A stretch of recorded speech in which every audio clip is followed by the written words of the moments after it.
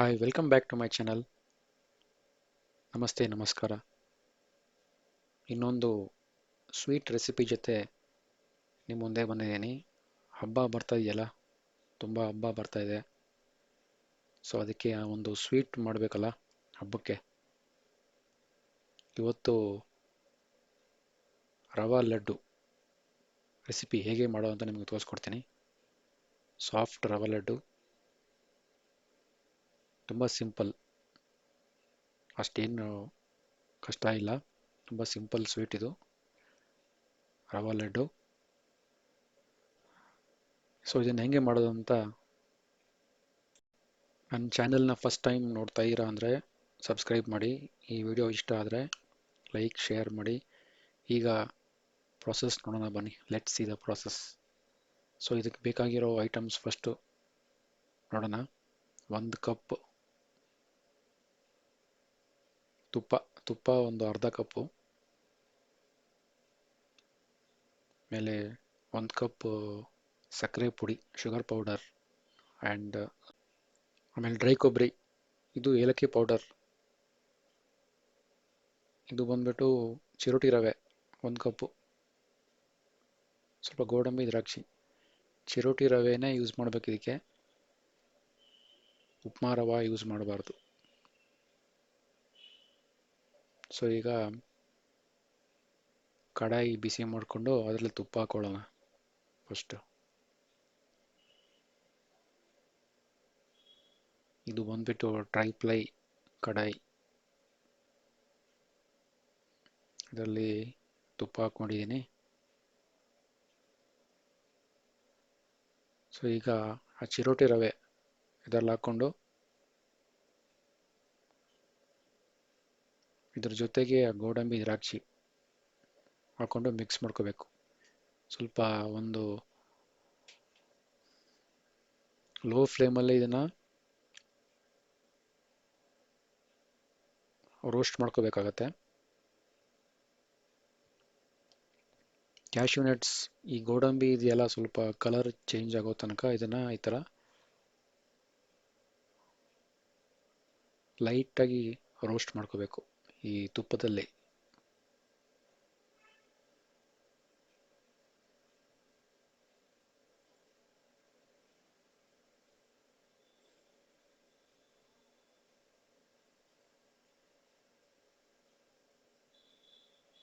ಒಂದು 5 ನಿಮಿಷ ಆಗುತ್ತೆ ಇದನ್ನು ರೋಸ್ಟ್ ಮಾಡೋಕ್ಕೆ. ಈ ಗೋಡಂಬಿ ಇದೆಯಲ್ಲ ಬ್ರೌನ್ ಕಲರ್ ಬರೋ ತನಕ ಇದನ್ನು ಮಾಡ್ತಾ ಇರಬೇಕು. ನಿಮಗೆ ತೋರಿಸ್ತೀನಿ ಈಗ. ಗೋಡಂಬಿ ಬ್ರೌನ್ ಕಲರ್, ಸ್ವಲ್ಪ ಕಲರ್ ಚೇಂಜ್ ಆಗುತ್ತೆ ನೋಡಿ. ಇವಾಗ ಈ ಗೋಡಂಬಿ ಇದೆಯಲ್ಲ ನೋಡಿ, ಕಲರ್ ಚೇಂಜ್ ಆಗಿದೆ. ಸೊ ಈ ಥರ ಆಗುತ್ತೆ. ಆವಾಗ ಇದು ಕುಕ್ ಆಗಿದೆ ಅಂದರೆ ರೋಸ್ಟ್ ಆಗಿದೆ.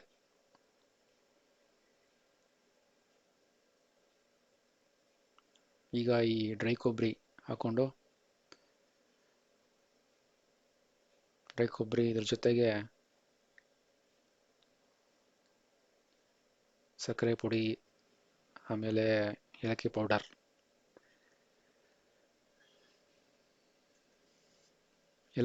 ಹಾಕ್ಕೊಂಡು ಆಮೇಲೆ ಫೈನಲ್ ಆಗಿ ಸಕ್ಕರೆ ಪುಡಿ, ಶುಗರ್ ಪೌಡರ್ ಹಾಕ್ಕೊಂಡು ಮಿಕ್ಸ್ ವೆಲ್.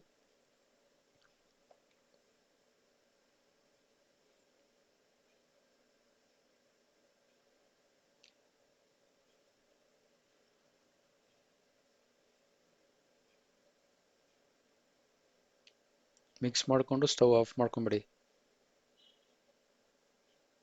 ಸಕ್ಕರೆ ಎಲ್ಲ ಚೆನ್ನಾಗಿ ಮಿಕ್ಸ್ ಮಾಡ್ಕೋಬೇಕು. ಯಾವುದೋ ಈ ಥರ ವೈಟ್ ಕಾಣಬಾರ್ದು. ಚೆನ್ನಾಗಿ ಮಿಕ್ಸ್ ಮಾಡಿಕೊಂಡು ಸ್ಟವ್ ಆಫ್ ಮಾಡ್ಕೊಂಬಿಡಿ.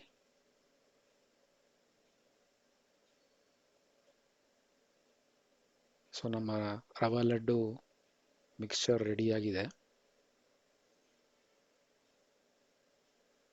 ಈಗ ಇದನ್ನು ಬಿಸಿ ನೀರು ಜೊತೆ ಮಿಕ್ಸ್ ಮಾಡ್ಕೋಬೇಕು. ಉಂಡೆ ಮಾಡಬೇಕಂದ್ರೆ ಸ್ವಲ್ಪ ಬಿಸಿ ನೀರು ಹಾಕೋಬೇಕು. ಉಂಡೆ ಮಾಡೋಕ್ಕೋಸ್ಕರ ಬಿಸಿ ನೀರು ಸ್ವಲ್ಪ ಇಟ್ಕೋಬೇಕಾಗತ್ತೆ. ನೋಡಿ ಪಕ್ಕದಲ್ಲೇ ಬಿಸಿ ನೀರು ಇಟ್ಕೊಂಡಿದ್ದೀನಿ.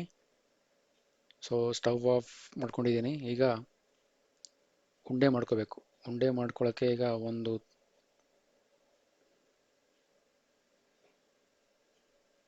ಇದರಲ್ಲಿ ಕಂಟೈನರಲ್ಲಿ ನೀವು ಇದನ್ನು ಸ್ವಲ್ಪ ಈ ರವೆ ಲಡ್ಡು ಮಿಕ್ಸ್ಚರ್ ಇದೆಯಲ್ಲ ಇದರಲ್ಲಿ ಹಾಕ್ಕೋಬೇಕು.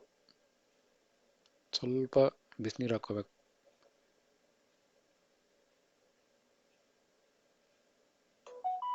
ಬಿಸಿ ನೀರು ಹಾಕೊಂಡ ತಕ್ಷಣ ಸ್ವಲ್ಪ ಮೆತ್ತಗಾಗತ್ತೆ. ತುಂಬ ಬಿಸಿ ಇದೆ.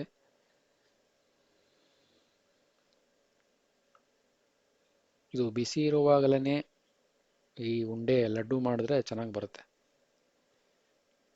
ಈ ಥರ ನೀವು ಬಿಸಿ ಇದ್ರೆ ಸ್ವಲ್ಪ ಈ ಥರ ಮಿಕ್ಸ್ ಮಾಡ್ಕೊಳ್ಳಿ.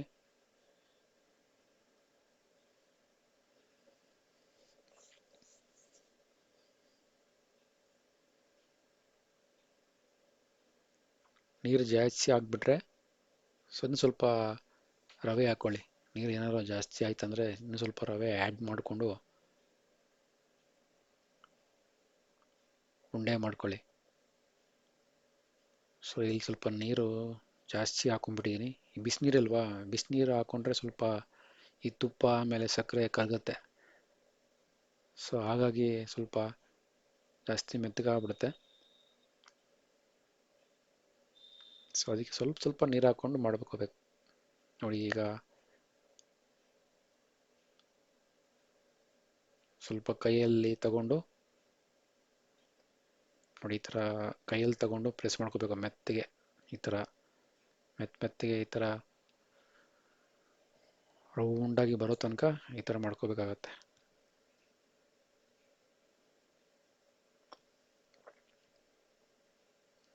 ನೋಡಿ ಈ ರೆಸಿಪಿ ತುಂಬ ಸಿಂಪಲ್ಲು ಮಾಡೋದು, ಅಷ್ಟೇನು ಸರ್ಕಸ್ ಏನು ಮಾಡೋಂಗಿಲ್ಲ. ನೋಡಿ ಉಂಡೆ ಆಯಿತು, ಸಾಫ್ಟಾಗಿ ಲಡ್ಡು. ನಿಮಗೆ ತೋರಿಸ್ತೀನಿ ಎಷ್ಟು ಸಾಫ್ಟ್ ಆಗಿದೆ ಅಂತ. ಅದನ್ನು ಓಪನ್ ಮಾಡಿ ಲಾಸ್ಟಲ್ಲಿ. ನೋಡಿ ಈ ಥರ ಇಟ್ಕೊಳ್ಳಿ ಪಕ್ಕಕ್ಕೆ. 1 ಕಪ್ ರವೆಗೆ ನನಗೆ 7 ರವೆ ಲಡ್ಡು ಬಂತು. ನೋಡಿ ಇದೇ ಥರ ಮತ್ತೆ ಸೇಮ್ ಪ್ರೋಸೆಸ್ ತಗೊಂಡು ಕೈಯಲ್ಲಿ ಈ ಥರ ಮೆತ್ತಗೆ ಈ ಥರ ಪ್ರೆಸ್ ಮಾಡ್ಕೊತ ಬಾಲ್ ಥರ ಮಾಡ್ಕೋಬೇಕು.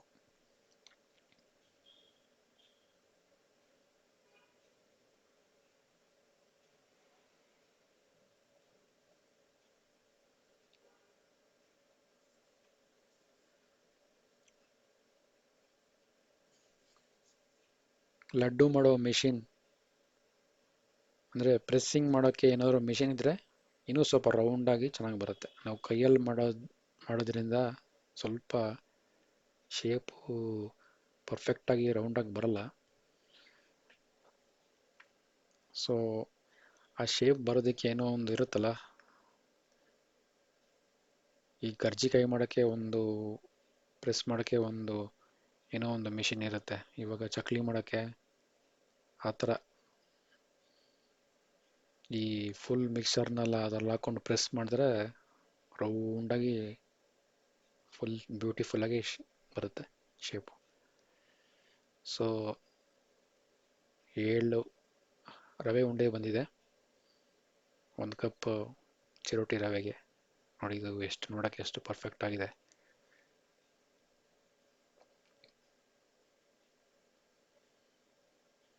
ಇದು ಎಷ್ಟು ಸಾಫ್ಟ್ ಆಗಿದೆ ಅಂತ ನಿಮಗೆ ಇವಾಗ ತೋರಿಸ್ತೀನಿ ಪ್ರೆಸ್ ಮಾಡಿ.